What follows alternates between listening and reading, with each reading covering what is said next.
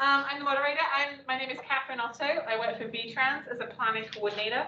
And I've had the privilege of working with all three of these wonderful people.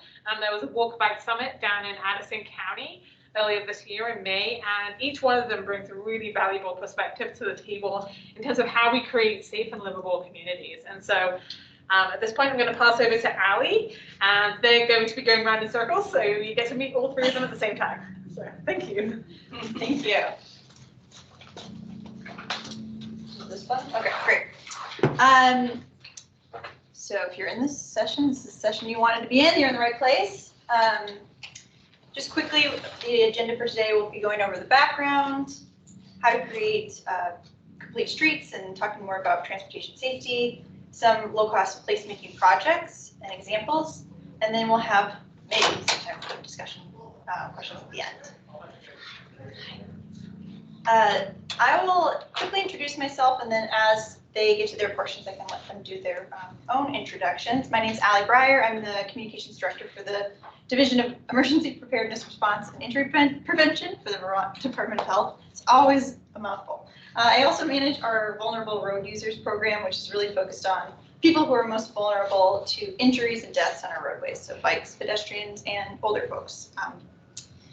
And then I'm joined by John Kaplan, who's the Bike and Pedestrian Coordinator for the Agency of Transportation, and Kelly Stoddard-Poor, who's the Associate State Director with ARP. And as I said, I'll let them introduce themselves as they get to their sections. So I'll go ahead and pass it over to you, Kelly. All right, great. Well, hi, everyone. I know a lot of you in this room, and it's great to see some familiar faces, and I think many of you actually could run this presentation yourselves. So hopefully you'll still learn something from our presentation, and I know that we'll have some time for Q&A afterwards. All right, so I'm going to provide a little bit of background information and just sort of setting the context around why it's so important that we think differently about how our communities are created and really strive to make our communities more livable, and specifically to look at the demographic shift that's happening across the country.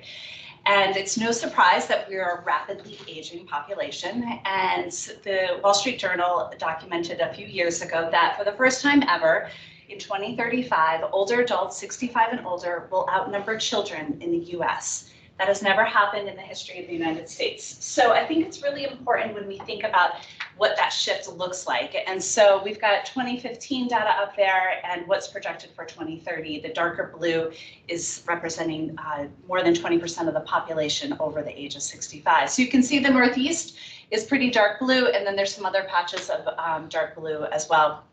And so in the next 3 to 8 years, Vermont will about a third of our population will be made up of 65 plus. And so when I share that, I just want you to think about what that means for our communities, right? Like, how do people get around? Where do they live? And these images here, this was from a professor at Middlebury College, and you can see both the Northeast Kingdom and the Southwest corner are by far the oldest sections of our state as well. And so just some questions to think about, like in your own community, when you look around, what are the conditions of the sidewalk? Can you walk? Can you get around without driving? If you had to hang up the keys to your car tomorrow, would you be able to get around? Would you be able to go get groceries? Would you be able to go to a pharmacy? Would you be able to get to work? And then what types of housing is available as well. We won't get into the housing discussion today, but another important issue. And so just how that impacts our communities, and what we know is that people really want to be able to age in place. They want to be able to stay in their community. They want to be able to stay in their home as long as possible. And looking around our community, what's the type of infrastructure that is supporting being able to age in place? And people are living longer, they're living healthier lives as well. But as I showed in the previous slide, the majority of older Vermonters are in more rural sections of our state. And so Chittenden County tends to skew much younger than the rest of our state. And there is a real true lack of infrastructure in a lot of our older communities for people to be able to get around. And this leads to social isolation. I think all of us, because of the pandemic, know what social isolation is in ways that we probably didn't know about it beforehand, and the impact that isolation has on our mental health and our physical health is significant. It's equivalent to actually smoking 1 pack of cigarettes a day. And so we all know the impacts of tobacco, and so thinking about if you're smoking a pack of cigarettes a day, what that does to your health, that's equivalent to what social isolation can do to an individual. And pedestrian safety is a really important piece. So just kind of shifting here, one of the reasons that people are not able to move around in their community is that they don't feel safe, right? High speeding cars, lack of sidewalks, lack of crosswalks, no public transit reaching them. And so what I'm just pulling up this slide here because it represents that there has been an increase in pedestrian fatalities over the last decade. We've seen, and this is across the country, a 45% increase. And what is really important with these numbers here is that the impact is not even, right? So older adults, people of color, people living in low-income communities are disproportionately impacted and see those fatalities much more so than other communities. And Allie's going to share more specifically what that looks like in Vermont around pedestrian safety. Thanks, Kelly. Just have 2 quick slides on this. So when we start looking at some of the data here in Vermont, we know that about 6 pedestrians die on average each year, about 130 are hospitalized. And for cyclists, generally we don't see a cyclist death each year, which is good, but there's about 171 people who are hospitalized. And this doesn't really include the people who are not who are not going to the emergency department, close calls. So we're not really capturing the full breadth of injury and death in Vermont. And as Kelly was talking about from our data, the disproportionate impact is really important because from 2011 to 2020, 51% of pedestrians killed on our roadways were over 60. And again, this is because we have a larger population of older Vermonters, but there's also increased vulnerability and crash, and there's just inadequate infrastructure in a lot of our rural areas. And as we were talking about, many Vermont communities do not feel safe for walking or biking. 9% of Vermont adults felt their community was not at all safe or slightly safe to walk in. Kind of weird how it's worded, but with Vermont adults living with disabilities more than 3 times as likely to feel that their community was unsafe for walking. And people who feel unsafe walking in their community are less likely to meet some of their physical activity needs or goals, which just exacerbates issues long term when you think about aging and the importance of being active as we age. And this is largely due to what we call infrastructure gaps. I'm sure most folks are aware of that term, or hostile infrastructure. So thinking about these intermittent or inadequate sidewalks, lack of crosswalks, short traffic signals, and these kind of really far places where people have to cross to go to grocery stores, get any sort of thing that they have to cross, these really long kind of scary stretches, which are supposedly for pedestrians, but are also terrifying to cross. So I love this little comic, and it just says, when the infrastructure is only comfortable for a small group of people, only a few will use it.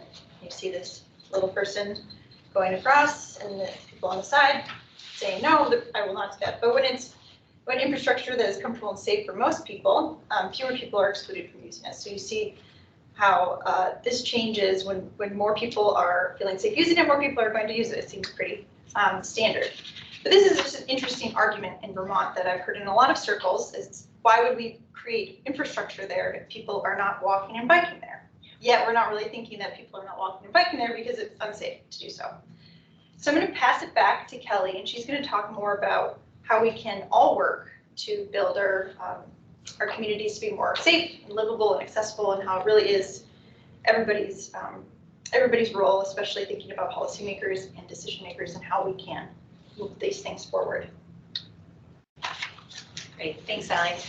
All right, so I'm going to go through these slides relatively quickly and pass it off to John afterwards to talk about some low-cost investments that communities can take into consideration in their own towns. So some of the really key pieces around pedestrian safety to consider when Allie shared some of the data from the health department and from the, I would imagine that was from the Burfus data. And ARP, we love to survey our members. We love to survey the 45 plus that are non-members as well. And looking at what are the impediments for people to go out and walk or bike. And intersections and street crossings are a really big deal because they can be a really dangerous point of conflict for older adults. Also being able to reduce the speed so that cars are not flying by you. That can be really intimidating when you're out walking. And then finding different types of bike strategies. And I'll get into that a little bit more in a couple slides. And then the connection with public transit. So our streets are our biggest public asset, and they belong to everybody, not just cars. And so often we prioritize the movement of cars on our streets and not necessarily the movement of people. And so thinking about how we can make our streets and our sidewalks and those connections more accessible, comfortable and appealing and safer, and making them places to be social. So the slide here with the bike, that is a demonstration project we did with Local Motion a few years back, and that was in collaboration with Shy Guy Gelato, and just taking back part of the street so that the vehicles would travel a little bit slower, providing more attention to the crosswalk, and also putting up a pop-up bike lane as well, and providing some outdoor seating and some bike racks as well. So demonstration projects are a great way to be able to test change and to also get more public input and buy-in to some of these more longer-term, bigger investments in your community. The other one is a parklet in Winooski. That was a semi-temporary, semi-permanent parklet that was put up in front of a couple of restaurants to provide some additional outdoor seating and to help slow down traffic there. So accessibility is, if you walk away with one thing that I've said, just think about accessibility. I think that this is one of the most critical pieces, is that people with disabilities should not be an afterthought when we're designing and investing in public infrastructure. And the scene here that you see, we've got a great curb cut for this individual to roll down, and then there's no crosswalk. And then when he gets to the other side, there's no way for him to get back up onto the sidewalk. A lot of times too, I think that the importance is around maintenance. Often there's a lot of debris that collects too around curb cuts, and how dangerous that can be if you're using any type of wheeling device. So what can work really well for somebody who's in a wheelchair also works really well for somebody who's pushing a stroller, or a young kid who's riding a bike. So consideration of different types of walk-bike options. So one thing that we consistently hear from our members is that they really want to see the separation between bike lanes and our sidewalks. They feel safer when they're walking on the sidewalk because they're not encountering any oncoming traffic on the sidewalk, particularly if anybody is experiencing any visual or hearing impairments. They might not hear or see another person approaching them on a bike if they're on the sidewalk. And then for older adults who want to be able to bike more, having a separated bike lane, I mean, the gold standard is obviously if it's protected, even better, they feel even safer, but having that separation can really encourage more people to be able to bike safely. And then the middle picture here is a more rural route, right? And so looking at a rural road where you can really use the shoulder to create some type of place where people can walk safely. And then the bike share program in Burlington, that was there on the top of Church Street. So different ways that you can also test this, providing some ways that people can get around by bike, and doing pop-up demonstration projects, either with a more of a semi-permanent protected bike lane there, and then this one is a pop-up that was done down in Bethel a number of years ago. And those are my kids, which is crazy because now my son is like almost 6 feet tall. So, but we in Bethel took the parking from one side of the street, temporarily painted the lane, put some stenciling up, and some straw wattles so that people could experience what it would be like if they did indeed have a protected bike lane. Crosswalks and intersections, a lot of attention I think needs to be paid attention to these areas to be able to look at the width that people are crossing. I always highlight this one intersection because I avoid it in Burlington because our ARP offices are downtown and it's the corner of Main and South Winooski, super wide. I've almost been hit several times there where people are turning right on red and it feels really dangerous, and I'm an able-bodied 40-something-year-old. So thinking about how we can be able to slow down traffic is really important. And that overall connectivity, this is a picture of a walkout that we did down in Pittsburgh, Vermont, and it's the sidewalk that goes nowhere. So you cross the street and then where do you go? And that can be really dangerous, particularly if you are in a wheelchair or using a walker. You're kind of stuck on this island. And I shared a little bit about sidewalks and buffers. Buffers are obviously really great to help slow down traffic and also help with the noise control as well. And don't want to forget transit. I think sidewalks and transit need to go hand in hand of how we get to our bus stops, and also just the amenities that are provided at our bus stops. Providing people with dignity who are using public transit is really important. Bus shelters, signage, lighting, bike racks, those are really, really critical. And often they can sometimes be that afterthought. So those are some of the key pieces to make your community more livable and walkable. And I'm going to turn it over to John and he'll talk about some more low cost improvements that can be made. Yeah, thank you.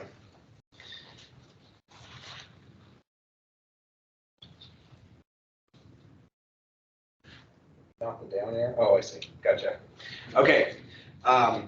So just once again, John Kaplan, I work for VTrans. I've been there for, let's see, 22 years next month. So in the bicycle and pedestrian program the whole time.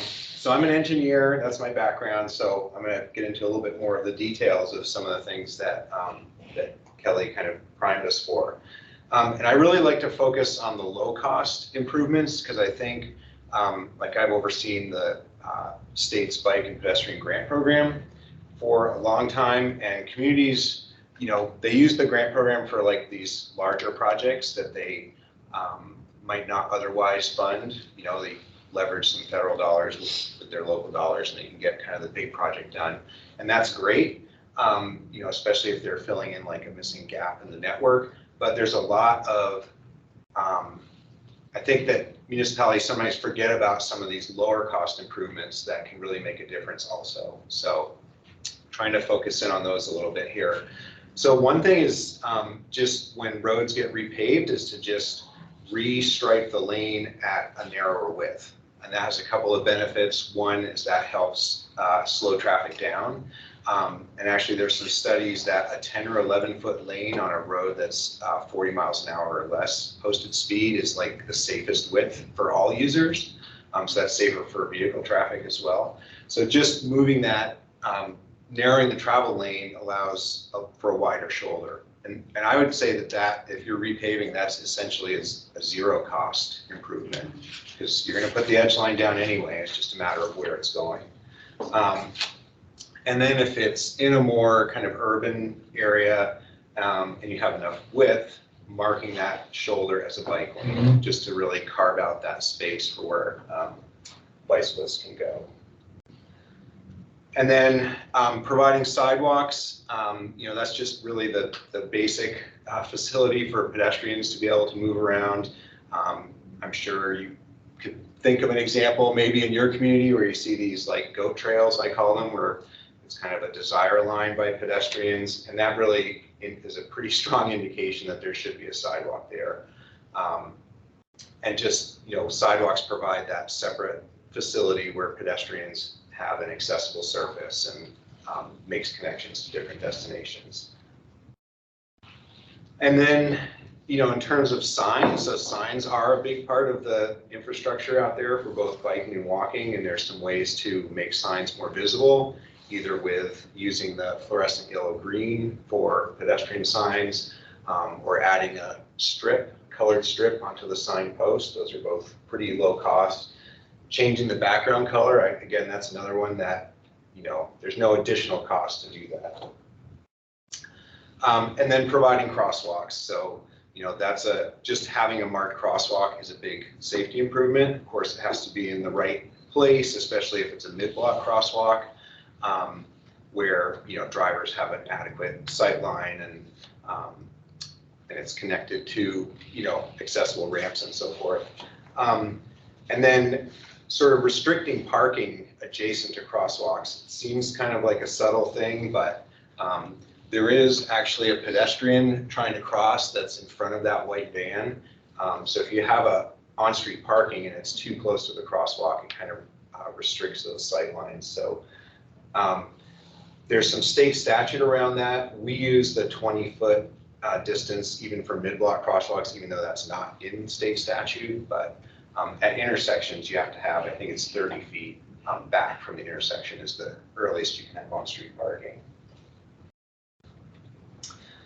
And then there's some ways to enhance crosswalks. So, and these are kind of different levels of complexity and cost, of course, but I'm sure you're familiar with in the upper left there, the in-street signs. Those are, you know, not permanently fixed, but they do help raise the visibility of a crosswalk. If you have a longer or wider crossing, then something like a median refuge island, there's a big safety benefit to providing those. So kind of has a couple of effects. So it breaks up the crossing so that pedestrians are only crossing one direction of travel at a time, gives them a safe place to wait if they need to. It also has a little bit of a traffic calming impact on, you know, vehicle speeds. Those can be relatively low cost. They don't need to be a huge island. It can be fairly small. And then doing something like a bulb out, I realize it's a little bit hard to see that, but if you have on-street parking, bulb outs are a good way. Like if you think back to that picture with the van, that would be a good place to have a bulb out that brings the pedestrian out towards the street, gives them a better line of sight and makes them more visible to traffic. A little bit more costly and complex potentially. And then the rapid flashing beacons, those run around like $10,000 per crossing. So kind of ramping up a little bit in terms of cost and complexity, but we've seen a lot of communities use those across the state, and they are pretty effective at kind of, they don't technically stop traffic. It's kind of a visibility enhancement, and you push the button and the lights flash and cars are more likely to sort of pay attention with that different feature going on. And then I think one of you guys mentioned maintenance, but maintenance is really important. So it's great to have a shoulder or a bike lane, but if it's full of gravel and glass, then, you know, you kind of diminish the effectiveness of it. So keeping shoulders and bike lanes swept of debris is important.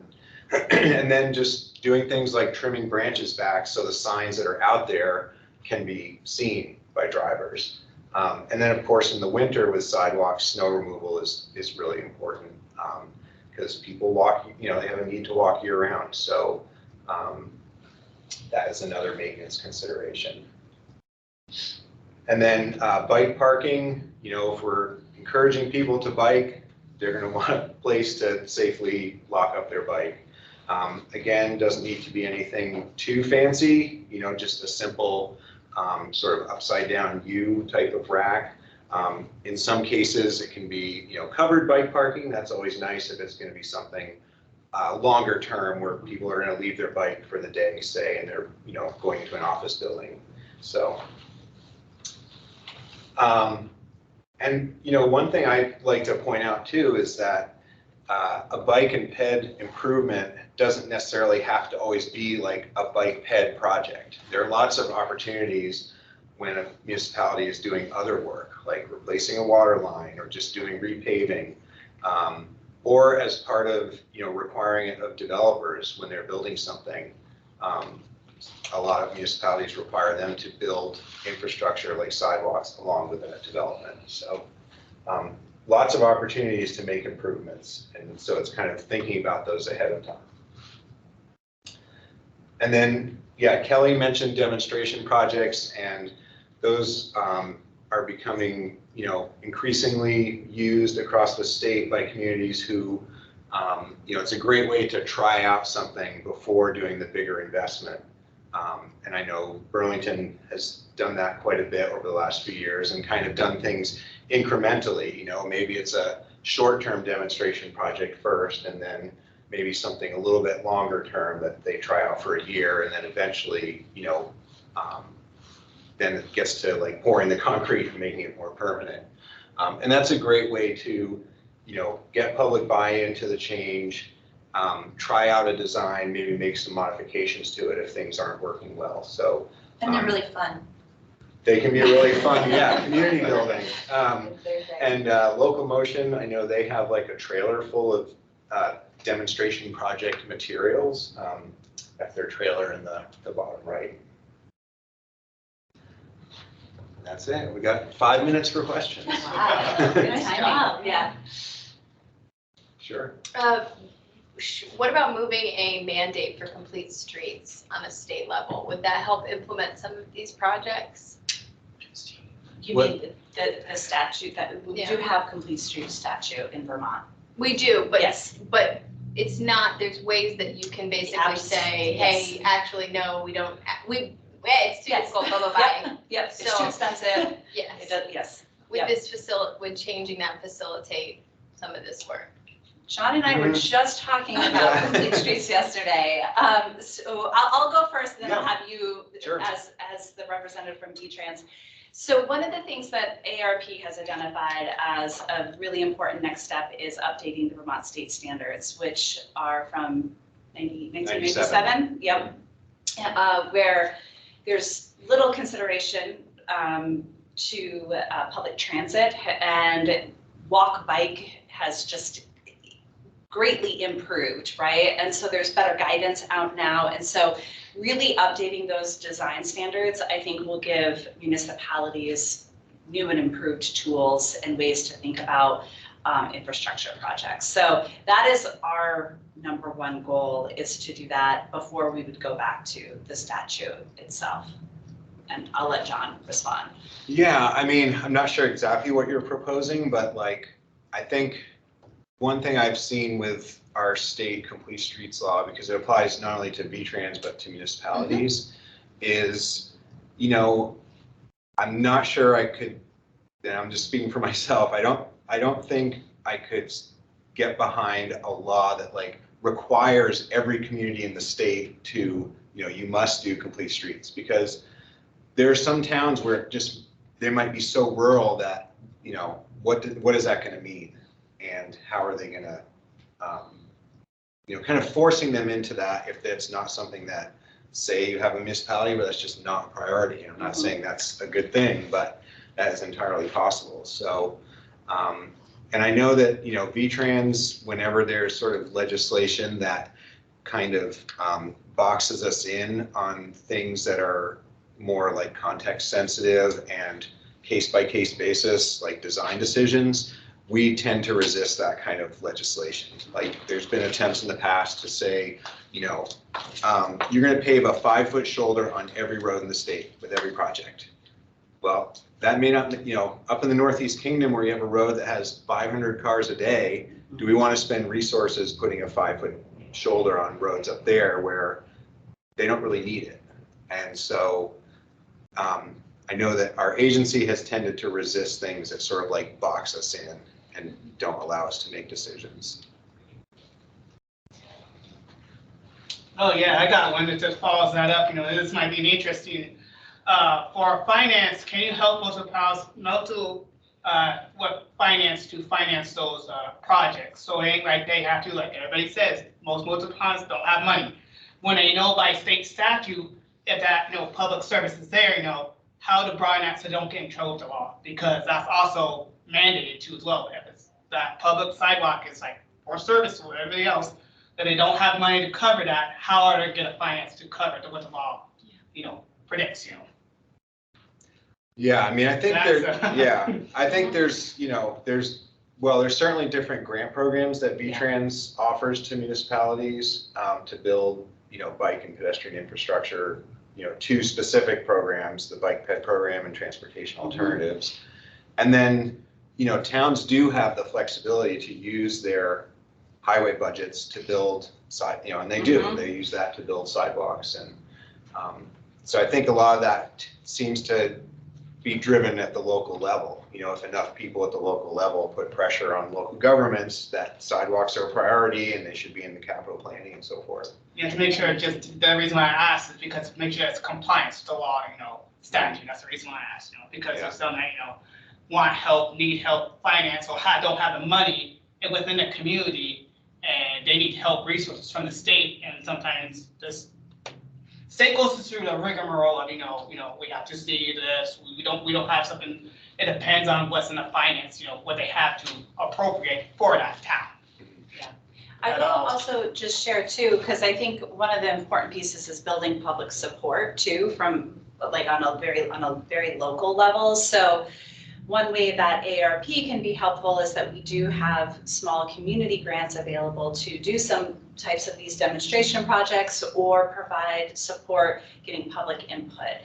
And so community members see the value of making these types of local investments. So I'd be more than happy to talk to you afterwards about ways that we can partner. And we're closing today, tomorrow's our deadline for our winter placemaking grants, but then we'll have our community challenge grants available this coming spring again. So, and the health department also has some funding for community design. And the bipartisan infrastructure, the big infrastructure bill that just passed put more money towards bike and pedestrian infrastructure than any bill in history. So, I mean, it's hopeful. It's still not, you can have issues with it, but it is hopeful to see that there's movement in that direction. I want to add one of the inequities that I bump into if working in rural areas is that there's some communities with a town or village manager and some without. And so a community that doesn't have a staff person to apply for the grants and manage the grants. And when you have an amazing RPC, but they have limited people as well, you rely on volunteers who really aren't very skilled at doing some of the pieces of this. So that we have a demonstration project for like Enosburg, for example, in the town, but no ability to take the next step because no one really has. So anyway, I know it's challenging, and I think and to be honest too, like the last 3 years have been exhausting for people too, right? So I've encountered that a lot in the last 6 to 8 months, where people are just like, I need a break from volunteering and doing everything in my community, right? and I'm not even a very good volunteer. It's not my community, right? I'm just kind of a helper monkey out off to the side, trying to support, but out of my skill. So anyway, it's just an inequity. I'm thinking about Alberg as well. Yeah, we're one office administrator, so we know. Right. So they've got 15 years in a sidewalk, and and then it comes up and it's really kind of imperfect because they don't have those resources to make it perfect. Yeah. Right. Let's just add one more thing, because it looks like we're getting that. If you didn't put your name and email, I'd love to have it. We put together a really comprehensive list of resources, grants, a lot of stuff we talked about here, so that we'll be able to email that to you. It has a lot of hyperlinks, which is why we didn't print it. I also have a ton of materials related to bike and pedestrian and driver safety at my table. It's like the one over here.